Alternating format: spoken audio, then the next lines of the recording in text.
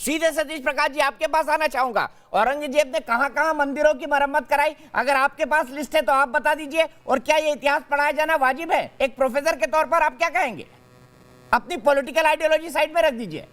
नहीं, देखो देखो देखो, सुनिए सुनिए, देखिए ये व्यक्तिगत मामला नहीं है कि आप औरंगजेब को पसंद करते हैं और इनको नहीं पसंद करते। सर ये इतिहास का मामला है, वो भी व्यक्तिगत मामला नहीं हो सकता। कर सकते हैं, व्यक्तिगत मामला नहीं है, ये राष्ट्रीय मामला है। देखिए देखिए राष्ट्रीय मामला है, व्यक्तिगत मामला नहीं है। सुबह खान जी को अगर औरंगजेब नहीं पसंद है तो अलग बात है ना। आपको पसंद है? सुनिए सुनिए, जिसने गुरु तेग बहादुर का सर काटा, जिसने कच्छ जन्मभूमि तोड़ा, जिसने काशी विश्वनाथ तोड़ा, वो औरंगजेब आपको पसंद है? आप प्रेम करते हो उस औरंगजेब से?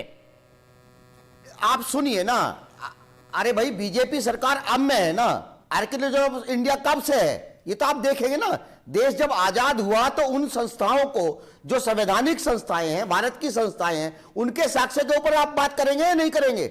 आप मुझे ये बताइए कि इस देश में औरंगजेब एक ऐसा व्यक्ति है जिसका शासन काल आपका कंधार से लेकर के दक्षिण तक और नॉर्थ से लेकर के पूरा का पूरा सबसे बड़ा अगर साम्राज्य अगर कोई छोड़ करके गया है तो वो औरंगजेब छोड़ के गया। औरंगजेब पैसा लेके यहां से नहीं गया, औरंगजेब की कब्र भी यहीं पे है, औरंगजेब के परिवार लोग बाग भी यहीं पे है। और अगर औरंगजेब ने जजिया कर लगाया है तो आपको यह भी मानना पड़ेगा कि जो जकात का जो पैसा आता था उसमें उन्होंने अपनी नातियों के, जो उनके परिवार के लोग थे, उनके ऊपर भी बाकायदा टैक्स लगाया। दूसरी बात, अगर उन्होंने मंदिर तोड़े हैं तो आपको इस बात का पता होना चाहिए कि उन्होंने कितने मंदिरों की सहायता करी। बताइए ना, 1 मंदिर बता दीजिए, 1 मंदिर बताइए। चैलेंज है सतीश प्रकाश जी, 1 मंदिर बताइए, 1 मंदिर बताइए, 1 मंदिर बताइए। पाठ का पैसा वे देंगे, 1 मंदिर बताइए सतीश प्रकाश जी, मैं चैलेंज कर रहा हूं आपको। 1 मंदिर बताइए जो औरंगजेब ने बनवाया हो, 1 मंदिर। एक मंदिर की बात कर दूं तो उसके साथ से मौजूद है। सर बताइए ना, 1 मंदिर बताइए जो औरंगजेब ने बनवाया हो, बताइए ना, 1 मंदिर बनवाइए। आपका सेकुलरिज्म कहां गया? आपका सेकुलरिज्म कहां गया? बताइए ना, 1 मंदिर जो औरंगजेब ने बनवाया हो, 1 मंदिर बताइए जिसकी मरम्मत करवाई हो। देखिए देखिए देखिए दीपक जी, ये बनी बनाई बातों के ऊपर चर्चा नहीं करूंगा।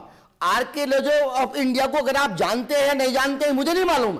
अगर आप बीकानेर के ऊपर वो साक्ष्य देखेंगे, अगर आप अशरफ अहमद की एक किताब पढ़ लो, उसमें कहीं कोई दोहराई नहीं है। अगर आप 1 मंदिर बता दीजिए ना जो औरंगजेब ने बनवाया हो, जहां पर लिखा हो आर्कियोलॉजिकल सर्वे ऑफ इंडिया ने, आप 1 मंदिर बताइए। मैं चुनौती दे रहा हूं, मैं चुनौती दे रहा हूं आपको। 1 मंदिर बताइए औरंगजेब ने बनवाया।